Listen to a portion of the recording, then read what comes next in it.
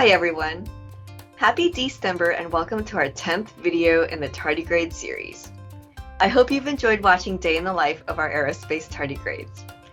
Over the last month, my colleagues Dr. Jennifer Taggart and Dr. Adam Bushmaker conducted an experiment irradiating, which means exposing to radiation, some of our water birds at different dosages.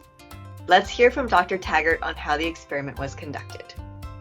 Hi, my name is Jennifer and I am a senior member of technical staff here at the Aerospace Corporation, where I study reliability and radiation effects in microelectronics. Most of my research is focused on testing electronics that might be used in spacecraft to see how they behave in a radiation environment such as space.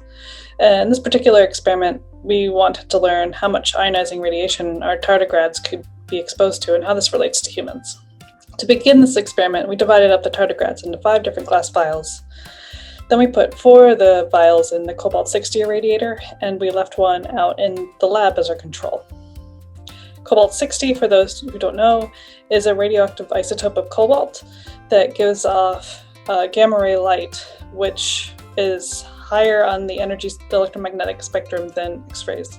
The vials we irradiated to 4 different doses, so 50 kilorad, 100 kilorad, 250 kilorads, and 500 kilorads, plus then with the control sample that's the equivalent of 0 kilorads. So a kilorad, for those who are not aware, is a unit that describes how much energy a certain material can absorb. So in maybe more familiar standard units, it's 0.01 joules of energy absorbed per kilogram. So scientists might use different units depending on whether they are referring to electronics versus biological samples versus even humans. But for right now, we'll keep everything in terms of rad.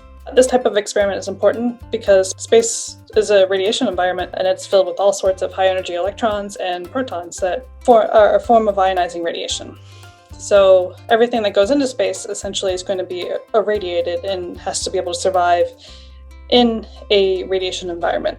So this is true for humans living on the ISS, and it's also true for the satellites we put up there. For a typical ISS mission, an astronaut might receive about 16 rads of dose, whereas the lethal dose for humans is about 400 rads if you receive that dose in a short time period, like how we irradiated the tardigrades.